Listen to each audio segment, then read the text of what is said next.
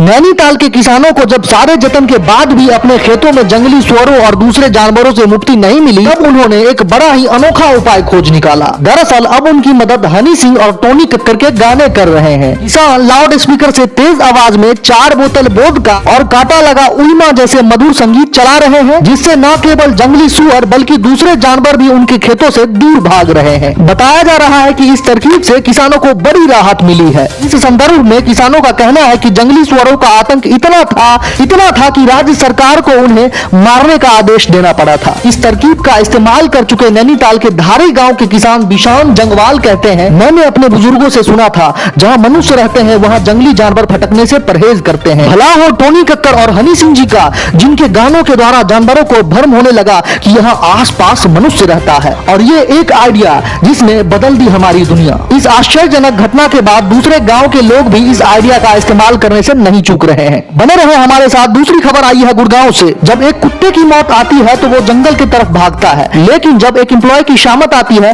तब वो बॉस से अप्रेजल की बात पूछता है।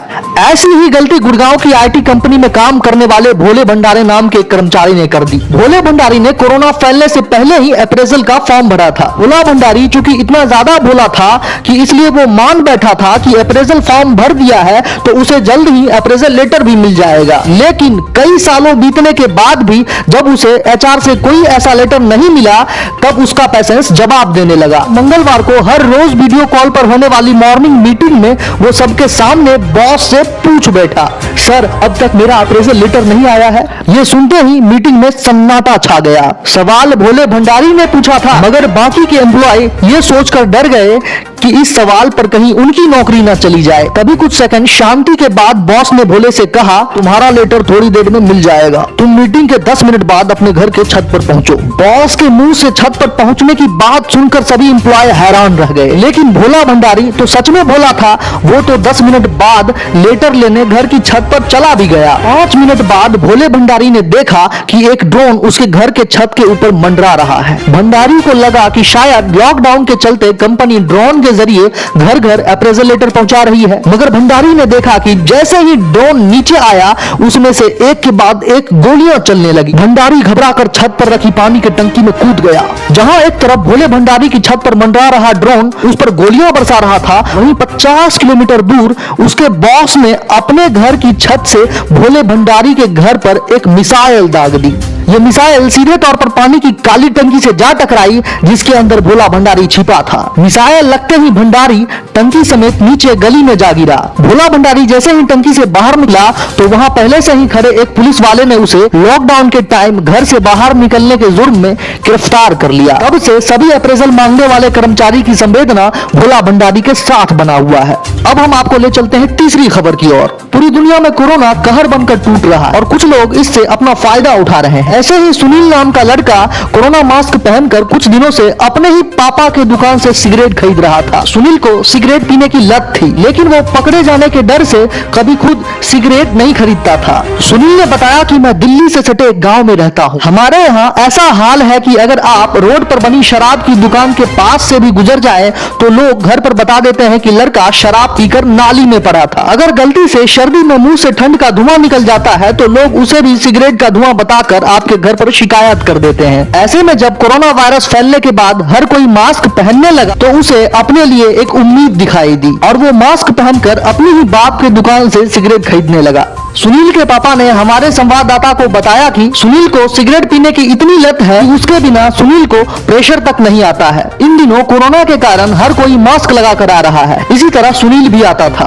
उन्होंने बताया कि मैं सुनील को पहचान नहीं पा रहा था। फिर एक दिन जब मैं घर पर था तो मैंने नोटिस किया कि सुनील घर का सारा काम कर रहा है और वो भी बिना शिकायत के। जिस लड़के को कमरे के जाले साफ करने को कहने पर वह झाड़ू को पंखे से बांध कर चला देता हो, वह दिन में 10 बार बाजार जाकर सारा काम करने लगा तो मुझे शक हो गया। मैं समझ गया कि जरूर इसे कोई खुराक मिल रही है। बस वहीं से मैंने इसके दोस्त प्रवीण को पकड़ा। काफी देर तक प्रवीण ने टाल मटोल की, लेकिन जब मैंने उसे अपनी दुकान से 2 सिगरेट मुफ्त देने का वादा किया तब उसने सच उगल दिया। साथ में प्रवीण ने शर्त रखी कि उसके पापा को न बताया जाए कि वह भी उनकी दुकान से मास्क लगाकर रोज कमला पसंद ले रहा था। इसके बाद जैसे ही अगले दिन सुनील सिगरेट लेने आया, पापा ने झट से उसका मास्क उतारा और 2-4 लगा दिए। इसके बाद से सुनील मास्क पहन पहनने से भी कतराने लगा। पापा ने खुलासा किया कि सुनील इस मौक के दिनों में भी इस जुगाड़ का फायदा उठा चुका है। दरअसल आज अप्रैल फूल है तो हमारा क्या कसूर, जमाने का कसूर जिसने ये दस्तूर बनाया। पूरी दुनिया 1 अप्रैल की तारीख को अप्रैल फूल्स डे के तौर पर जानती है। इस दिन कुछ लोग स्कूल, कॉलेज, ऑफिस और घरों में एक दूसरे को बेवकूफ बनाने के सारे तरीके आजमा लेते हैं। फूल बनने पर खूब खिल्ली भी उड़ाते हैं। बच्चे हो या बड़े, सब बढ़ चढ़ कर मूर्ख बनाने के काम में हिस्सा लेते हैं। आपने मूर्ख दिवस से जुड़े कई चुटकुले और किस्से भी खूब पढ़े होंगे, लेकिन क्या आप जानते हैं कि ये दिन आखिर क्यों मनाया जाता है और इसे पहली बार कब मनाया गया था? आइए जानते हैं मूर्ख दिवस अप्रैल फूल का इतिहास और इससे जुड़ी रोचक कहानी के बारे में। दुनिया भर के लोग इस दिन को मनाते हैं। जानकारी के मुताबिक 1381 में पहली बार यह दिन मनाया गया था। एक मत के अनुसार कहा जाता है कि इंग्लैंड के राजा रिचर्ड सेकंड और बोहेमिया की रानी एनी, क्वीन ऑफ बोहेमिया ने सगाई का ऐलान किया था। उनकी सगाई की तारीख 32 मार्च 1381 तय की गई थी। इस खबर को सुनकर सब लोग खुश हो गए थे और सबने जश्न मनाना शुरू कर दिया था। बाद में उन्हें इस बात का एहसास हुआ कि कैलेंडर में तो 32 मार्च की तारीख होती ही नहीं है, यानी सब बेवकूफ बन गए। तब से ही 1 अप्रैल की तारीख को मूर्ख दिवस के तौर पर मनाया जाने लगा। दरअसल अप्रैल फूल से जुड़ी हुई अनेकों मान्यताएं और कहानियां मौजूद हैं। अप्रैल फूल डे से जुड़े हुए दूसरे मत के अनुसार फ्रांस में इसकी शुरुआत हुई। कहा जाता है कि साल 1582 में चार्ल्स पोप ने पुराने कैलेंडर को तब्दील कर उसकी जगह नया रोमन कैलेंडर लागू किया था। इसके बावजूद बहुत सारे लोग पुराने कैलेंडर के हिसाब से ही चलते रहे, यानी पुराने कैलेंडर को ही फॉलो कर उसके हिसाब से ही नया साल मनाते रहे और इस मतानुसार से अप्रैल फूल तभी से मनाया जाने लगा।